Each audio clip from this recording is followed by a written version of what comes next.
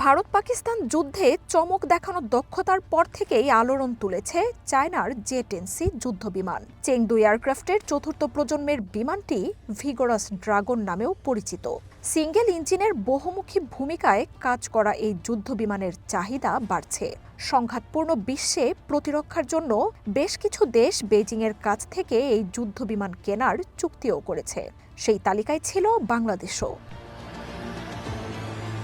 গত মার্চে প্রধান উপদেষ্টার চায়না সফরেই মাল্টিরোল ফাইটার জেট কেনার আলোচনা হয় প্রেসিডেন্ট শি জিনপিংয়ের সাথে। এবার তা প্রায় চূড়ান্ত। ২৭,০০০ কোটি টাকায় বেইজিংয়ের কাছ থেকে ২০টি জে-10সি কেনার চূড়ান্ত প্রস্তাবনা সরকারের পক্ষ থেকে তৈরি করা হয়েছে। আর্থিক অনুমোদন পেলে চায়নার সাথে চূড়ান্ত চুক্তি করবে সরকার। প্রতিটি যুদ্ধবিমানের ভিত্তিমূল্য ধরা হয়েছে $৬০ মিলিয়ন বা ৭৩৮ কোটি টাকার মতো। ২০টি যুদ্ধবিমান কেনায় খরচ হবে ১৪,৭০০ কোটির বেশি। প্রশিক্ষণ, রক্ষণাবেক্ষণ সহ সংশ্লিষ্ট সব ব্যয়ে খরচ হবে আরও ১০,০০০ কোটি টাকা। ২০২৭ সাল নাগাদ বাহিনীতে যুক্ত হতে শুরু করবে বিমানগুলো। বাংলাদেশের বিমান বাহিনীতে বর্তমানে ২১২টি আকাশযান রয়েছে, এর মধ্যে ৪৪টি যুদ্ধবিমান। এর মধ্যে ৩৬টি চায়নার পুরনো আমলের F-7, রয়েছে ৮টি রুশ MiG-29 ও Yak-130 লাইট এয়ারক্রাফট। পুরনো ও নতুন মডেলের বেশ কিছু হেলিকপ্টারও রয়েছে বহরে। ভূরাজনৈতিক উত্তেজনার প্রেক্ষিতে বহু দিন ধরেই বিমান বাহিনীকে শক্তিশালী করার তাগিদ দিচ্ছিলেন বিশেষজ্ঞরা। গত মে মাসে ভারতের সাথে যুদ্ধে ৫টি যুদ্ধবিমান ভূপাতিতের দাবি করে পাকিস্তানি বাহিনী, যার মধ্যে ফরাসি রাফালে যুদ্ধবিমানও রয়েছে। ভারতীয় একাধিক বিমান ধ্বংসে চায়নার জে-10সি ব্যবহারের কথা ছড়িয়ে পড়ে।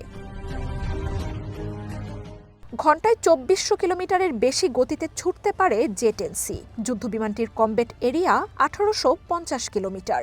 ২০০ কিলোমিটার দূর থেকে লক্ষ্যবস্তুতে আঘাত হানতে পারে জে-10সি। এয়ার টু এয়ার এবং এয়ার টু গ্রাউন্ড অপারেশনের জন্য তৈরি জে-10সিকে আমেরিকার F-16 যুদ্ধবিমানের সমকক্ষ বলে ধরা হয়।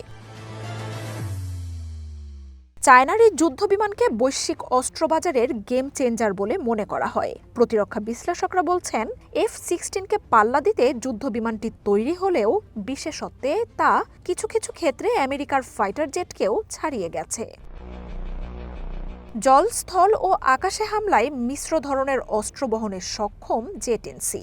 জে-10 যেখানে ১০ ধরনের অস্ত্র বহন করতে পারত, সেখানে জে-10সি ৪০টির বেশি ধরনের অস্ত্র বহন করতে পারে। PL-15, PL-10, precision guided missile, antiship missile সহ মধ্যম পাল্লার এয়ার টু এয়ার অস্ত্র বহন করতে পারে বিমানটি।